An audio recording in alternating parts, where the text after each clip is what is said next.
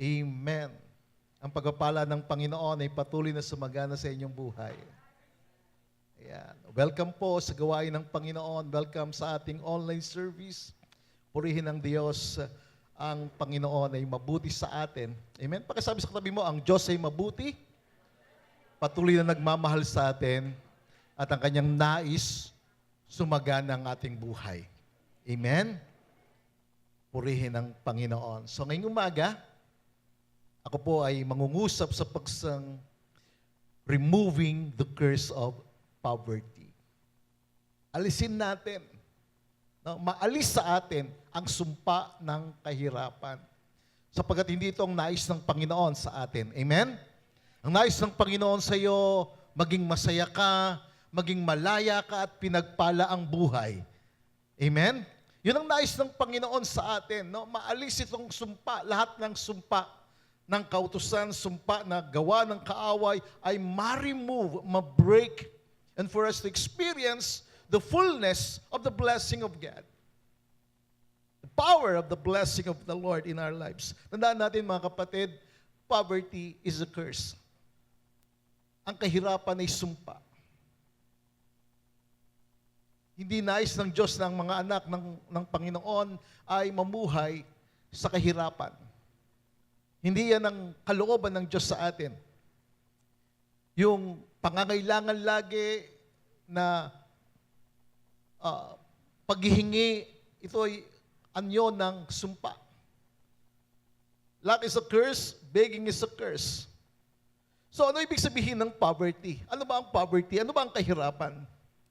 Poverty is a state, ito ay isang estado or kalagayan ng isang tao o ng isang pamilya o ng isang komunidad na nagkukulang sa financial resources at sa ibang mga mahalagang bagay for a minimum standard of living. And not just minimum but maximum standard of living. Hindi lamang nais ng Panginoon na minimum, kundi maximum for you to experience the fullness of the blessing of the Lord. Kaya nga yung kahirapan, estado ito, kalagayan ito, na kung saan may mga tao na talagang hirap sa buhay, hindi maka-breakthrough. So poverty is powerlessness. Ang kahirapan ay kawalan ng kapangyarihan, kawalan ng representation sa iyong buhay, na parang wala kang mai-represent, wala kang maibigay, wala kang kalayaan. Bakit? Kasi mayroong sumpa ng kahirapan sa buhay. At ang sumpang ito ay hindi galing sa Panginoon. Tandaan natin, ang sabi ng Proverbs chapter 10, verse 15, the rich man's wealth is his strong city. Ang kayamanan ng mayaman ay ang kanyang matibay na bayan. Ngunit ang kapahamakan ng mahirap ay ang kanyang kahirapan. Pag ang isang tao mahirap, punong-puno siya ng kapahamakan. Punong-puno ng kamalasan ng buhay. Punong-puno ng kalungkutan. At hindi ito nais ng Panginoon. Amen? Nais ng Panginoon na talagang maranasan natin yung kanyang kabutihan, yung kanyang biyaya sa atin. Kaya lang, ang main cause ng poverty is the sin of disobedience to God. Bakit may mahirap? Kasi mayroong pagsuway sa Diyos. Bakit ang tao naghihirap? Kasi patuloy na sumusuway sa Panginoon. Tingnan natin ang unang dahilan nito. Sa Genesis, Kabanatang 3, talatang 17, ganitong sabi, at kay Adan ay kanyang sinabi, sapagkat nakinig ka sa tinig ng iyong asawa at kumain ka ng bunga ng punong kahoy na aking iniutos sa iyo na huwag kang kakain niyon, sumpain ang lupa dahil sa iyo. So dito, hindi sinasabi ng Panginoon na huwag ka makinig sa asawa mo. But the priority is to hear God first. Kaya lang si Adan, mas inuna niya yung kanyang asawa na pinakinggan kaysa sa Diyos. At dahil doon, kinain niya yung bunga ng pagkakilala ng mabuti at masama, at ang resulta noon, dumating ang sumpa dahil sa pagsuway. Sabi ng Panginoon, sumpain ang lupa dahil sa iyo. Kakain ka mula sa Kanya sa pamagitan ng iyong mabigat na paggawa o pagtatrabaho sa lahat ng mga araw ng iyong buhay. Sumpain ang lupa, kaya sinumpa ng Panginoon ang lupa, at ang lupa ay nagsibol ng mga tinik at dawag. At itong mga tinik at dawag na ito yung mga thorns and thistles, ito ay mga simbolo ng kahirapan o ng sumpa ng kahirapan. Kaya kapag may mga tinik sa buhay, may mga thorns and thistles, they are the symbol of the curse of poverty. Kaya sabi ng Panginoon, sumpain ang lupa dahil sa iyong pagsuway. Dahil sa pagsuway ni Adan, pumasok ang kasalanan at ang lahat ng tao affected. At ang sumpa ay nasa lahat ng mga tao dahil sa pagsuway. Sinabi ng Panginoon sa talatang 11, sa pawis ng iyong mukha ay kakain ka ng tinapay. Kaya nga yung pagkain talagang pinaghihirapan, no? Talagang, sabi diyan, ikaw ay babalik sa lupa, diyan ka kinuha, ikaw ay sa alabok ka babalik, hanggang ikaw ay bumalik sa lupa. Ibig sabihin, ikaw ay maghihirap. Ang tao maghihirap hanggang sa bumalik sa kanyang kamatayan. So this is the curse of disobedience. This is the main reason why the curse of poverty comes. Dahil sa pagsuway. Now, tingnan natin sa ang Genesis 3:17 in the New King James Version. In the English version, it says, to Adam he said, because you have heeded the voice of your wife and have eaten from the tree of which I commanded you, saying, you shall not eat of it. Huwag kang kakain nun ng bunga ng pagkakilala na mabuti at masama. And because, sabi ni Lord, because you ate of it, curse is the ground for your sake. Curse is the ground. Sumpain ang lupa dahil sa iyo. Dahil sa iyong pagsuway. In toil, you shall eat of it all the days of your life. Now, we know the meaning of the word curse. Amen? The word curse in Hebrew is arar. Na ibig sabihin, to lay under a curse, mailalim sa sumpa, mailagay ang sumpa sa kanya, and to be made a curse, ginawang sumpa. Kaya kapag ang isang tao nasa ilalim ng sumpa, ginawang sumpa, talagang ang hirap maka-breakthrough. Ang hirap ng blessing. And being cursed means being empowered to fail. Kapag mayroong sumpa sa isang tao, binigyan siya ng empowerment para mag-fail sa buhay. Maging miserable yung buhay. Maging maralita ang buhay, punong-puno ng kamalasan ng buhay. Kaya sa panahon natin, maraming tao nakaranas ng karalitaan, ng tinatawag na karukaan sa buhay dahil sa pagsuway sa Diyos. Being cursed means being empowered to fail. Imagine, in-empower para mabigo, mag-fail. You see, a curse is an invisible force that intends to bring harm, misfortune, and punishment to a person, family, or object. Kaya ang sumpa ito ay isang hindi nakikitang puwersa na kahit na ano gawin ng isang tao, hindi maka-take off, hindi maka-breakthrough because of the curse. And this curse brings poverty. Nagdala ng kahirapan. Marami sa atin dumanas ng kahirapan sa buhay natin. Kami dumanas kami ng kahirapan. Talagang naging mahirap ang buhay namin. Kasi ang aking mga magulang, ang aming pamilya, wala kaming pagkakilala sa Diyos noon. Hindi kami sumusunod sa Diyos noon.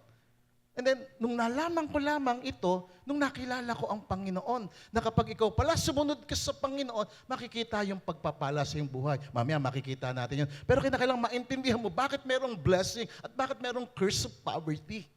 Kasi nga merong disobedience.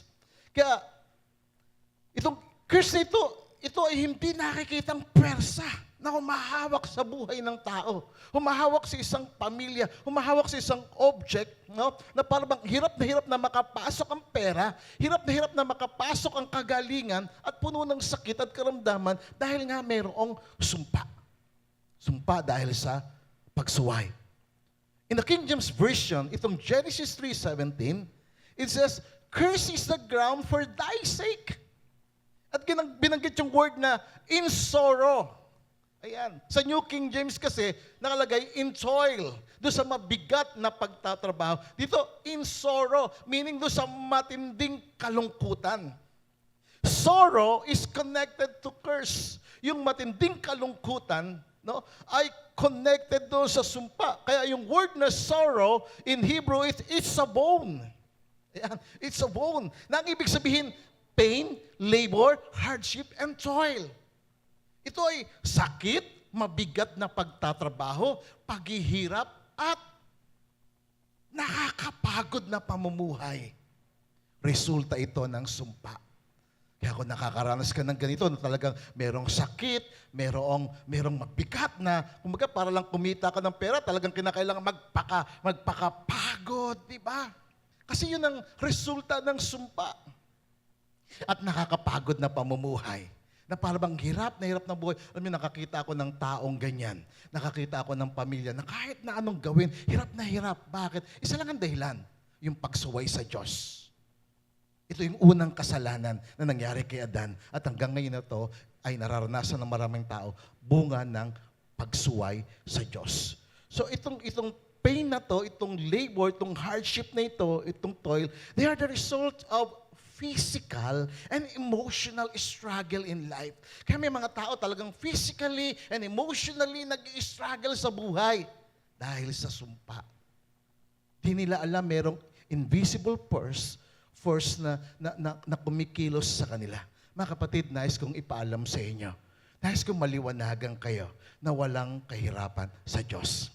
Amen? There's no poverty in God. Walang kahirapan. There is no lack in God. Kaya nga sabi ni David, di ba, Psalm 23, the Lord is my shepherd, I shall not be in want. In other version, I shall not be in lack. Hindi ako magkukulang. Hindi ako mangailangan sapagkat ang Panginoon ng aking pastor. So sa Panginoon, walang kahirapan. Amen? Sa Panginoon, walang kakulangan. Sa Panginoon, walang sorrow. Walang kalungkutan. Kaya sabi ng Proverbs chapter 10, verse 22, it says in the Amplified Bible, the blessing, take note of the word, the blessing. Makita mo yung definite article. Talagang definite yung word. The blessing of the Lord. Yung pagpapala o ang pagpapala ng Panginoon ay nagbibigay ng totoong kayamanan. Physical blessing, spiritual, physical, and financial. It brings through riches the blessing of the Lord. The blessing of the Lord, meaning the source of all the blessing. And when God gives the blessing, He adds no sorrow to it. Walang kalungkutan kay Lord. Walang kamalasan kay Lord. Hindi totoo yung sinasabi ng iba na magmula nung naglingkod ako sa Panginoon, magmula nung nakilala ko ang Panginoon, punong-puno na ako ng kamalasan at kahirapan. Hindi yun eh. Kaya nakaranas ng kamalasan at kahirapan ng mga tao dahil sumusuway sa Diyos. But the more na sumusunod ka sa Panginoon, the more you will enjoy, you will experience, you will receive the blessing of the Lord. And when God gives the blessing, He adds no sorrow with it. Can we give God a praise? For it comes as a blessing from God. Ito'y galing sa pagpapala ng Panginoon. You see, the blessing of the Lord brings empowerment. Yung pagpapala ng Diyos, nagbibigay ito ng kapangyarihan. Kung ang sumpa nagbibigay ng kapangyarihan para mag-fail ang isang tao, yung blessing ng Panginoon ay nagbibigay ng kapangyarihan ng kalakasan para mag-succeed sa buhay. Being blessed means you are empowered to succeed in life. Amen. Kaya makita mo na kakaiba yung nasa Panginoon ka, sumusunod ka sa Panginoon, talagang you are empowered eh. Ini-empower ka ni Lord para ikaw ay pagpalain. Pero kapag may sumpa, kahit anong gawin, talagang you lay under the curse. The curse has been in his life, and he made a curse. Ginawang sumpa dahil ang sumpa nasa kanyang buhay because of disobedience. Mga kapatid, we must believe in the blessing of the Lord. Pakatapik mo ang katabi mo, sabi mo, maniwala ka sa pagpapala ng Panginoon. Sumampalataya ka sa pagpapala ng Panginoon. And let us remove. We have this authority. God has given us empowerment, authority, to remove the curse of poverty in our life. Bakit? Bakit natin kailangan itong i-remove? Alisin sa buhay natin. Because sabi ng Galatia, Kabanatang 3, talatang 13. No? Parang Galatia lang yan. Galatia. Ayan. Sabi diyan, tinubos tayo ni Kristo. Amen? Put that in your mind, in your heart. Tinubos ka ni Kristo. Hindi lamang ikaw, tayo. Kaya kay Lord, merong tayo. Amen? Tinubos tayo ni Kristo mula sa sumpa ng kautusan nang siya'y naging sumpa para sa atin sapagkat nasusulat, sumpain ang bawat binibitay sa punong kahoy. In the English version, it says, Christ has redeemed us. Kaya nga yung kanta natin kanina, and even sa communion natin, ini-emphasize sa atin, pinapaunawa sa iyo, binibigyan ka ng kaliwanagan, ng kaunawaan, and God is enlightening you that you have been redeemed. Christ has redeemed us. The word redeemed in Greek is exagorazo. No? Lagi natin sinasabi yan para ma-inculcate sa mind mo, sa puso mo, na you are redeemed, you are exagorazo, meaning Christ paid the price of sin and curse to recover and rescue you and me, us, from the power of Satan. No? Ikaw ay tinubos ni Kristo mula sa sumpa para hindi ka manatili sa sumpa. Kinuha ka niya. Exagorazo. Ibig sabihin, from. Ex meaning out of. Agora meaning binili ka, binayaran ka, kinuha ka, ni-recover ka niya, ni-rescue ka niya for you to experience the power of God, the power of His blessing. It is through His blood, take note of this, the blood of Jesus is the payment to redeem us from the power of Satan and from the curse of poverty. It is the blood of Jesus. It is through the blood of Jesus that you are already paid. Binayaran ka niya. Tinubos ka niya. No? Binayaran ka ng dugo ni Kristo para maalis ka doon sa sumpa. So, paano ginawa yon? Tandaan natin kanina, doon sa Genesis chapter 3, verse 18, yung thorns and thistles, simbolo ng curse of poverty. Paano tayo tinubos ni Kristo? Makikita natin sa aklat ni Mateo, Kabanatang 27, yung pangyayari. No? Talatang 28. Ito yung pagkakataon na si Jesus, ang Panginoon, ay pinutungan ng koronang tinik. At yung koronang tinik na yon, na simbolo ng curse of poverty, ito ay nabahiran, natagasan ng dugo ni Kristo. Ang dugo na pumatak sa sa ulunan ng Panginoong Hesus, ito yung dugo na nagtubos sa atin. Ito yung bumalot doon sa thorn and thistles o doon sa tinik at dawag na simbolo ng sumpa ng kahirapan. Tingnan natin ang ginawa sa Panginoong Hesus. Siya'y kanilang hinubaran ng Panginoong Hesus. At isinuot sa kanyang isang balabal na matingkad na pula. Gumawa sila ng isang koronang tinik at ipinatong sa kanyang ulunan. Koronang tinik na simbolo ng sumpa ng kahirapan. Inilagay sa kanyang ulunan. Ipinahawak nila sa kanyang kanang kamay ang isang tambo o isang kahoy at sila'y lumuhod sa harapan niya at siya'y kanilang nilibak sa pagsabing mabuhay ang hari ng mga Hudyo. Talatang 30, siya'y kanilang dinuraan. Nilapastangan nila ang Panginoong Jesus. Kinuha ang tambo at sinabi ng kasulatan, paulit-ulit na hinampas sa kanyang ulo. Doon tumagas yung dugo, na balutan ng dugo ng Panginoong Hesus, yung koronang tinik na nagsisimbolo ng sumpa ng kahirapan. Kaya sabi ng Biblia, tayo tinubos sa pamagitan ng dugo ni Kristo. Siya'y kanilang Paulit-ulit hinampas sa kanyang ulo, talatang 31, matapos siyang kutyain, hinubaran siya ng balabal, isinod sa kanyang mga damit, pagkatapos siya ay kanilang inilabas upang ipako sa krus. Ito yung kaganapan ng katubusan natin. Nung ipinako ang Panginoong Hesus, tiniis ng Panginoong Hesus ang matinding paghihirap upang ikaw, tayo, ay maialis mula sa sumpa ng kasalanan at ng paghihirap. Kaya sinabi ng Efeso, Kabanatang 1, talatang 7, tinubos tayo ni Kristo. Tinubos ka, ako, tayo ni Kristo sa pamagitan ng kanyang dugo. Binayaran kanya, ni-rescue kanya.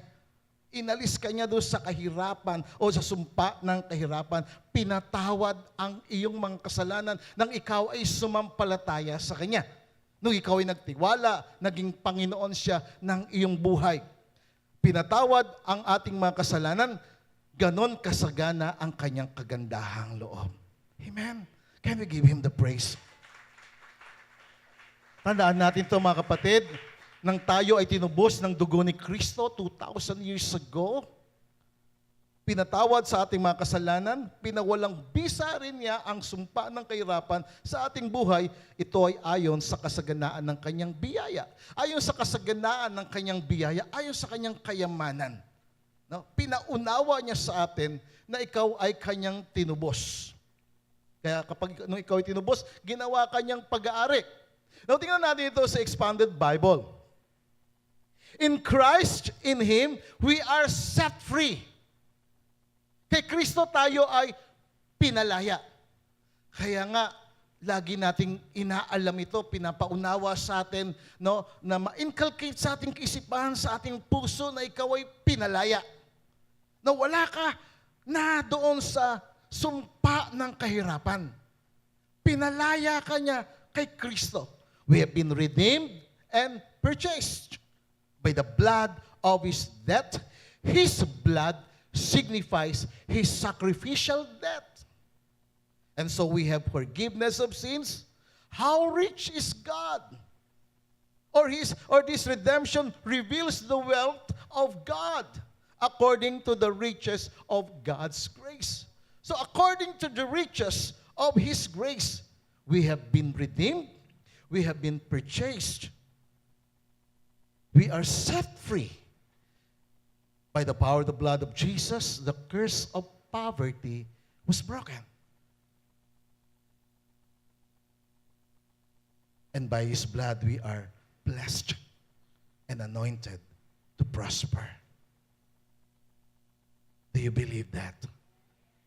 Na sa pagsunod ni Kristo sa kalooban ng Diyos, Ama, tayo ay kanyang ginawang matuwid upang tayo sumunod kay Kristo. Sa pagsuway ni Adan sa Diyos, pumasok ang kasalanan na naging sumpa ng kahirapan. But Jesus came. No? Jesus came. That is why we highlight what Jesus has done. What Jesus did on the cross. That by His blood, sa pamagitan ng kanyang dugo, that is why every day I always apply the blood of Jesus. Through the blood of Jesus, we have redemption, the forgiveness of our sins. And because we were forgiven, then He has rescued us. Inalis niya tayo at inubos niya tayo. Kaya ang tindi ng ginawa ng Panginoong Hesus. No, para maalis tayo doon sa utak, mahirap. Dahil siya'y mayaman. At sa kanyang kamatayan sa krus, siya ay naging mahirap para sa atin. Tingnan natin yon para maintindihan natin. Makita natin ang sinasabi ng 2 Korinto, Kabanatang 8, talatang 9, to emphasize what Jesus has done. Nalalaman natin, o nalalaman ninyo, ang biyaya ng ating Panginoong Hesukristo. Na bagaman siya'y mayaman, subalit alang-alang sa inyo ay naging dukha. Di ba ang ginawa sa kanya sa krus? Hinubaran siya. Inalisan siya ng karapatan. Naging mahirap siya sa krus. Naranasan niya yung hirap, yung pagod. Naranasan niya yung uhaw at gutom. na simbolo ng kahirapan. Dinala yon ni Kristo sa Kanya, sa Kanyang katawan. Kaya rito sinasabi, nalalaman nyo ang biyaya. Think about the grace, the loving kindness, the goodness of God. It is His blessing for you to know, na malaman ninyo ang biyaya ng ating Panginoong Jesucristo na bagaman siya'y mayaman, subalit alang-alang sa inyo ay naging dukha doon sa krus, inalisan ng karapatan, hinubaran, nagutom, na uhaw, tiniis ang hirap at sakit, naging dukha doon sa krus upang sa pamagitan ng kanyang kadukhaan maging mayaman kayo. Amen? Pakisabi sa katabi mo, maging mayaman ka.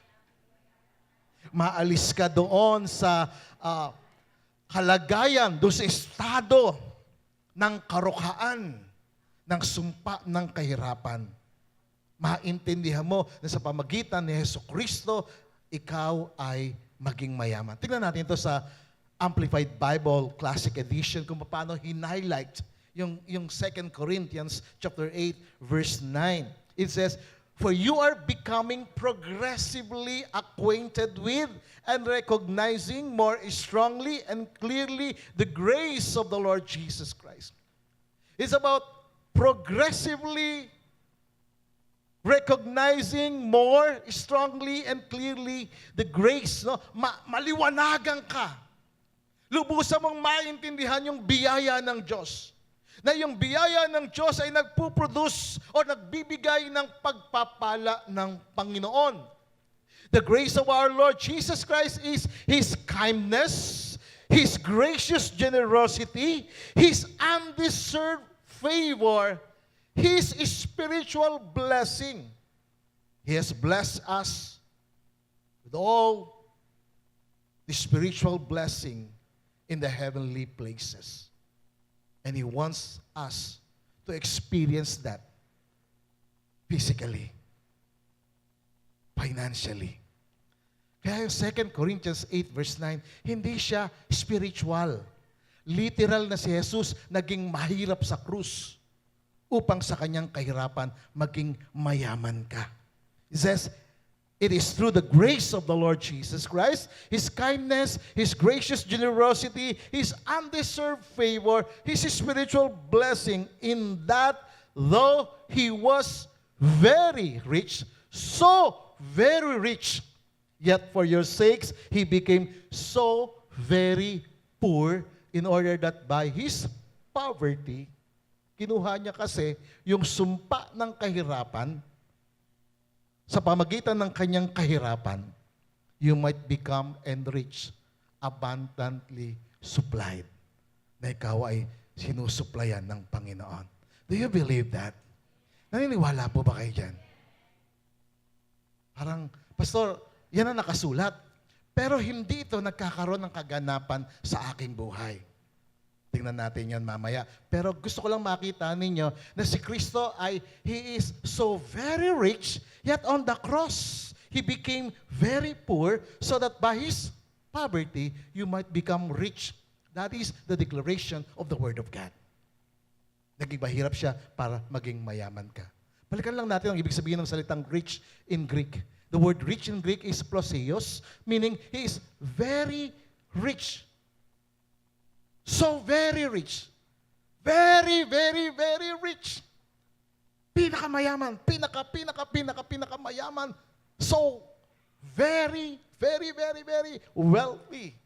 Napakayaman niya. Yun ang ibig sabihin ng word na rich. Napakayaman niya. Sa kanya galing lahat. He is the source of all the blessing. All the blessings in this world. Galing sa kanya. So very rich. And the second word, rich, in Greek is proteo, na ang ibig sabihin, ito na yung kalagayan. For you to have abundance. For you to be made rich. Amen. Makita mo yung sarili mo.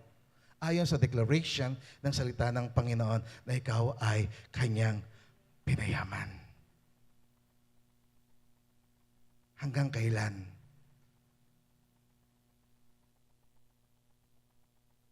Na para bang hindi ito nangyayari sa iyo. ang emphasis natin ng fullness of the blessing of God yung 2 Corinthians 8:9 and of course Galatians 3:13. In the Amplified Bible, tingnan natin muli. Galatians 3:13, sabi niyan, Christ purchased our freedom. Binayaran ni Kristo ang iyong kalayaan. Kay Kristo, ikaw ay malaya. Kay Kristo, ikaw ay pinasaya. Kay Kristo, ikaw ay pinalaya. Kay Kristo, ikaw ay pinagpala. This is our standing before God in Christ. This is our position in Christ. Ikaw ay pinalaya. Binigyan ka ng kalayaan. Pinagpala ka ng Panginoon. Kailangan lagay mo sa isipan mo to. Pinalaya ka, pinagpala ka.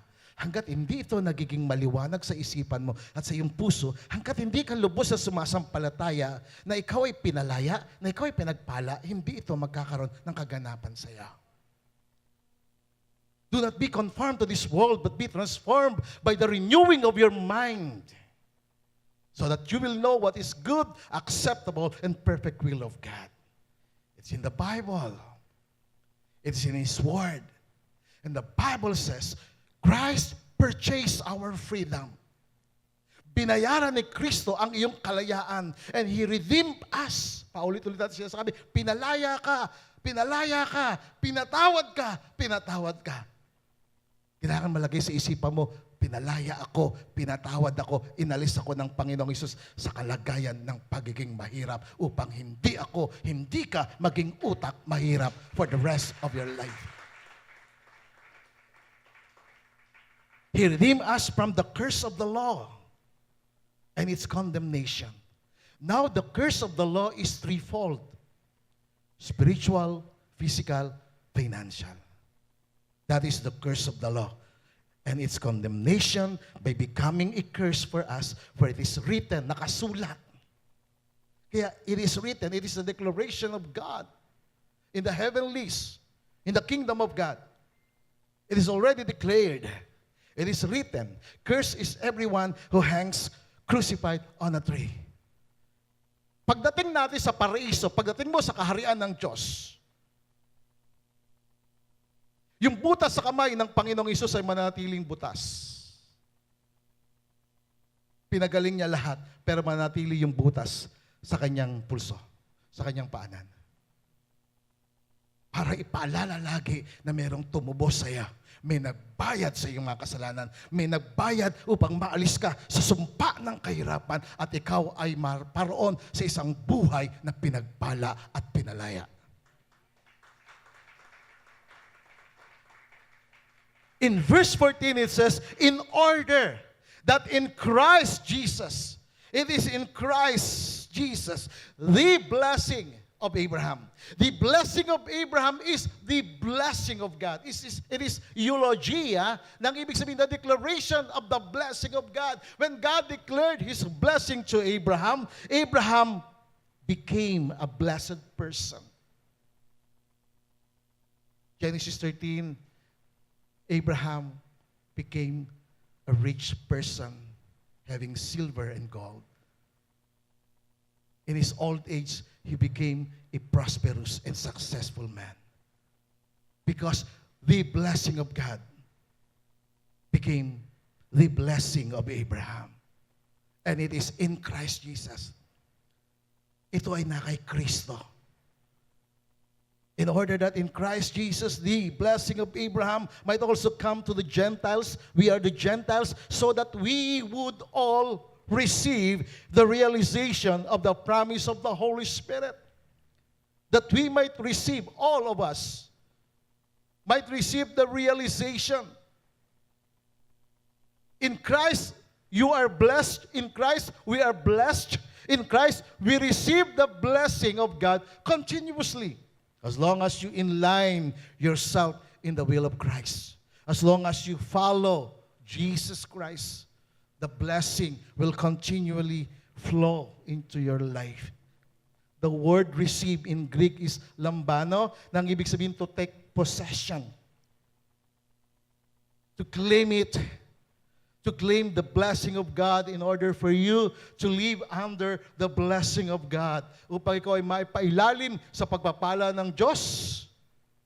Ilagay sa iyo ang pagpapala ng Diyos at tawagin kang pinagpala ng Diyos na maging pagpapala ka sa iyong pamilya, sa mga taong nakapaligid sa iyo. Now, yung word na realization, it should be in our life. The word realization refers to the act of becoming fully aware. Maging fully aware ka, kapatid. Maging conscious ka. Maging mindful ka of the blessing of God, which is the promise of the Holy Spirit through faith. To be fully aware that you will not be poor for the rest of your life. Hindi ka manghihingi. Hindi ka mamamalimos. Hindi ka hihingi ng tulong at awa sa kanino man, sapagkat ang tulong at awa ay galing sa Diyos. Galing sa pinagmumulan ng lahat ng bagay. Kaya sinasabi sa Amplified Bible na realization, it means to become fully aware. Na talagang you are enlightened, you are conscious, you are mindful, na talagang you are focused doon sa blessing ng Diyos. Ito yung pangako ng Banal na Espiritu sa pamamagitan ng pananampalataya. Kaya sabihin mo sa katabi mo, pananampalataya. It is through faith. The word faith in Greek is pistis. Meaning, the conviction that God exists and is the creator and ruler of all things. When you have faith, you believe that God exists. No? Peace is. Faith is the assurance that God is the provider and the source of all the blessing. Faith, through faith, peace is. Pag walang faith, pisti. May peste ang buhay. Diba? If you live by faith, ayan, peace, peace. You believe, you have that conviction that God exists. You believe that you have the Creator, that He is the source, the ruler of all things. That you have the assurance that God is your provider. He is your source of the blessing. Amen. Hebrews chapter 11 verse 6. Sabi diyan, without faith, kung walang pananampalataya, imposible na malugod ang Diyos. Kaya pag walang pananampalataya, walang pagkilala sa Diyos, hirap na hirap ang tao. May sumpa ng kahirapan. Pero kung may pananampalataya, nalulugod ang Diyos. Because anyone who comes to Him must believe that He exists. That He rewards those who earnestly seek Him. Siya ang nagbibigay ng kagantihan sa mga humahanap sa Kanya, sa mga sumusunod sa Kanya, sa mga sumasampalataya sa Kanya. Mga kapatid, meron tayong kapangyarihan. We have this authority to remove the curse of poverty in your life, in your family, and for you to receive continuously, through faith, all the blessings of God. Now the question is this, paano?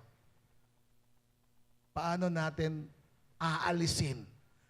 Paano mo aalisin sa buhay mo, sa pamilya mo, kung may sumpa man ng kahirapan?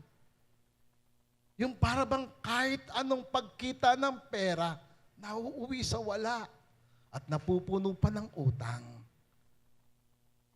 So how do we remove the curse of poverty and receive the blessing of God? Una po mga kapatid, ang gawin natin, ang gawin mo, obey the Lord by faith. Ang sumpa ng kahirapan ay dahil sa pagsuway. Ang pagpapala ng Diyos ay dahil sa pagsunod sa pamamagitan ng pananampalataya. Without faith, it is impossible to please God. So tingnan natin, kapag ikaw ay sumasampalataya sa Panginoon, lahat ng mga pangako ng Diyos, maging sa lumang tipan, ay pangako ng Diyos sa mga mananampalataya ng Diyos hanggang ngayon. Pakisabi sa katabi mo, pangako ito ng Diyos sa iyo na sumasampalataya. Kaya nga, whenever I read the Bible, no, tatlong bagay ang lagi nasa aking kaisipan. Ano yung pangako ng Diyos? Ano yung mga prinsipyo na kailangan ko ipamuhay? Ano yung mga propesiya na magiging gabay ng aking buhay? So, in order for us to remove the curse of poverty and all the curses in our lives and receive the fullness of the blessing of God, first, obey the Lord by faith. It is by faith.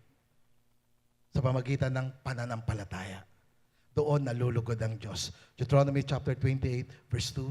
Sabi niyan, all these blessings shall come upon you and overtake you because you obey the voice of the Lord your God. Sabi ni Lord, lahat ng pagpapala na ito ay darating sa iyo. Sasamahan ka. It will overtake you. Lalampasan ka pa. Mananatili sa iyo because you obey the Lord. Now, the word obey in Hebrew is shema, which means to hear, to listen, and to be obedient by faith. Kapag hindi ka sumusunod sa Panginoon, iba naman, sama ng buhay. Ayan. Sasama ang buhay. Di ba? Nakakita ka na ba o naranasan mo na talaga ang sama ng buhay? Ako noon, talagang gusto kong maging abogado. Ang sipag kong mag-aral. Kaya lang, hirap ang buhay. Hindi ko pa kilala ang Panginoon noon. Hindi ko na-accomplish yung gusto ko. Dahil sa pagsuway sa Diyos, naging masama ang buhay. Kaya ang Panginoon nagsasabi sa atin ngayon na if you want to remain blessed, obey the Lord. Hear, listen, be obedient to Him. Our obedience to God is by faith sa pamagitan ng pananampalataya. Lahat ng mga men and women of God. Kaya nga merong hall of faith in Hebrews 11. Di ba? Si Abel, nung nag-alay siya sa Panginoon, nag-alay siya ng kanyang offering by faith. Nag-tithe siya, nag-offering siya by faith. Si Noah, nung ginawa niya yung arko, it is by faith. Si Joshua, nung nalupig nila ang kanilang mga kaaway, tinalo nila mga kaaway, it's by faith. It's all by faith. If you want to remain blessed, live by faith. Panampalatayanan mo, sampalatayanan mo ang kanyang salita. Sabi niya, this blessing shall come to you because you obey. Verse 3 says, blessed shall you be in the city. Magiging pinagpala ka sa bayan, sa syudad. You are blessed in the country. Blessed. You will live a blessed person. Blessed shall you be in the city, blessed shall you be in the country. And verse 4 says, blessed shall be the fruit of your body. Yung bunga ng iyong katawan ay pinagpala. Yung bunga ng iyong pinagkakakitaan, no, ay pinagpala. Ang mga pag-aari mo ay magiging pinagpala. Because you obey the Lord by faith. Verse 5, blessed shall be your basket and your kneading bowl. Ang lalagyan mo ng bigasan ay pagpapalain ng Panginoon. Hindi magkukulang ang iyong buhay. Bakit? Kasi ikaw ay sumusunod sa Panginoon sa pamagitan ng pananampalataya. Verse 6, blessed shall you be when you come in. Pag ikaw ay pumasok, ikaw ay pinagpala. Paglabas mo, pinagpala ka pa rin. Amen? Ito yung gusto ni Lord, na maalis ka doon sa pagiging utak mahirap. makita mo yung pagpapala ng Diyos sa pamagitan ng pagsunod ayon sa pananampalataya. It says, "Blessed shall you be when you come in, and blessed shall you be when you go out." Verse 7, "The Lord will cause your enemies who rise against you to be defeated before your face." Kapag siya umatake sa'yo ng isang beses ang kaaway, 7 beses siyang tatakbo sa'yo. Bakit? Because you are blessed. At ang mga blessed, victorious sila. Bakit? Kasama nila ang Panginoon. Amen? Can we give God the praise? So that is the first in order for us to remove, para maalis sa yung lahat ng sumpa ng kahirapan, sumpa ng kalungkutan, ng karamdaman. Just obey the Lord by faith. Shema. Shema. Amen? Doon tayo sa Shema. Huwag tayo doon sa sama ng buhay. Purihin ang Panginoon. Pangalawa, focus. Focus on the blessing of the Lord by faith. To be focused meaning to be conscious, to be consecrated, to be mindful of the blessing of God in your life. Kaya nga lagi ko dinideclare yung blessing ng Panginoon. Hindi ako nagsasawa na sabihin ko yung pagpapala ng Panginoon. Bakit? Kasi gusto ko itong makita, hindi lamang sa akin, hindi lamang sa pamilya ko, kundi sa ating lahat. Amen? Na makakita ko sa lugar na ito ng mga milyonaryo at mga milyonarya na mga pinagpala ng Panginoon. Na ako ay magpapastor sa mga milyonaryo, sa mga milyonarya.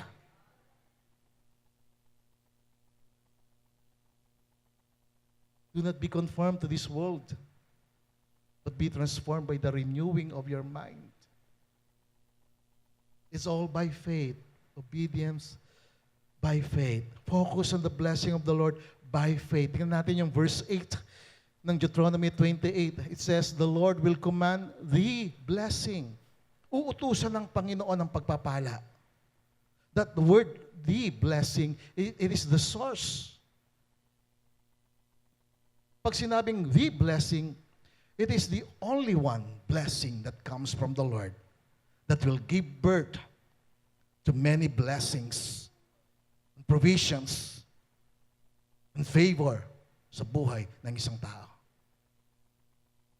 The Lord will command, utusan ng Panginoon yung pagpapala. Sabihin ng Panginoon, ikaw ang pagpapala, manahan ka sa Kanya.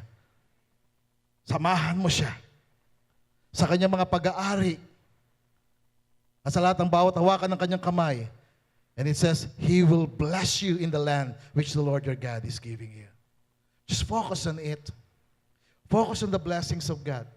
Kaya natin pinag-usapan yung sumpa kasi para maintindihan mo yung pagpapala. Pag nakita mo, ito ang sumpa, ayoko ng sumpa, ayoko ng karukaan, ayoko ng kalungkutan, gusto ko ng masayang buhay, gusto ko ng pinagpalang buhay, gusto ko ng pinasaganang buhay dahil sa pagpapala ng Diyos. Amen? Yun ang gusto ng Panginoon sa atin. Sa iyo. That God, the Lord, will command the blessing on you because you obey, because you focus on the blessing.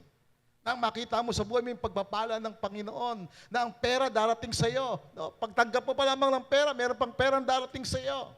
The Lord will command the blessing in your life. Amen.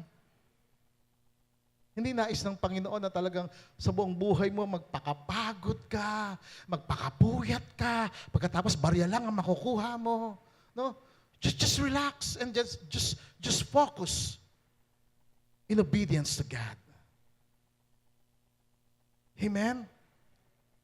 Yes, of course, kailangan natin magtrabaho. Kailangan natin magsikap. Pero dito sinabi ng Panginoon, pagpapalain ang gawa ng iyong kamay. Makikita natin yung mamaya. But verse 9, sabi rito, the Lord will establish you. Ibig sabihin, the Lord will empower you.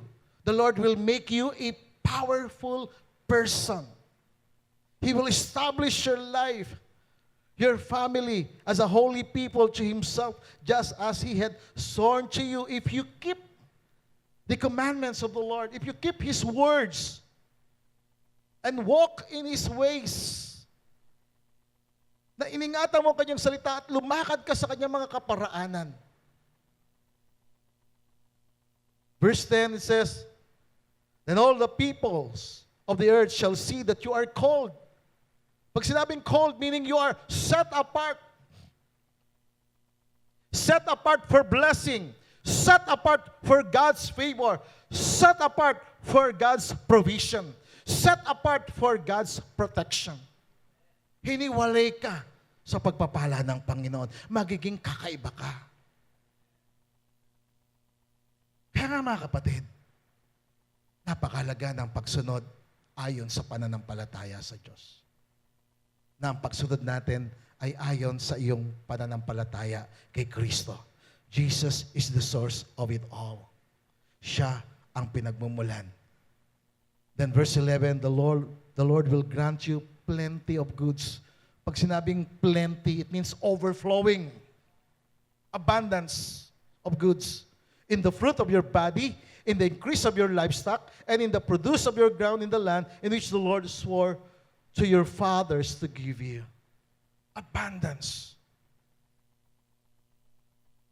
And verse 12, it says, the Lord will open to you His good treasure. Bubuksan ng Panginoon sa iyo ang kanyang mabuting kayamanan. Ang kalangitan, nabigyan ka ng ulan sa bawat kapanahunan. And to bless all the work of your hand. Kaya mga kapatid, itong message na ito, sa susunod na Sunday, meron itong second part. For us to overcome the spirit of poverty. Merong curse of poverty, merong spirit of poverty na kinakailangan talagang ma-break, no, mapalayas natin for you to experience the fullness of the blessing of God. To bless the work of your hand. Na yung hinahanda mong pagkain, nagiging napakasarap. Yung hinanda ng iyong mga kamay na pinagpala. At sinabi rito, hindi ka mangungutang kundi ikaw ang magpapautang. Ang mga anak ng Diyos hindi mangungutang. Sila ang magpapautang. Ang sumusunod, naka-focus sa blessing ni Lord, ikaw yung magpapautang. Hindi ka mangungutang. The Lord will make you the head. Ikaw yung ulo, hindi ikaw yung buntot. Amen? Hindi ka yung susunod-sunod sa may pera. Ikaw ang susundan dahil may pera ka. Pinagpala ka ng Panginoon. Amen? Purihin ang Diyos.